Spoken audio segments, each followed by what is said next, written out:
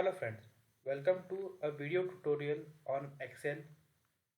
In this video, you will see how you can close a current Excel workbook by using a shortcut key called ctrl F4. See, you have two Excel has open. You want to close one Excel from these two. Then what you do, you using mouse, you just go here and close the sheet. But without using mouse, you can use a shortcut key ctrl F4 to close the sheet.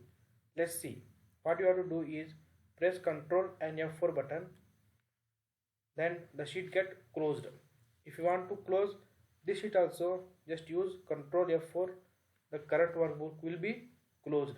And then if you want to open a new one, go into file, click on open, you will get your required sheet. I hope you understood this video.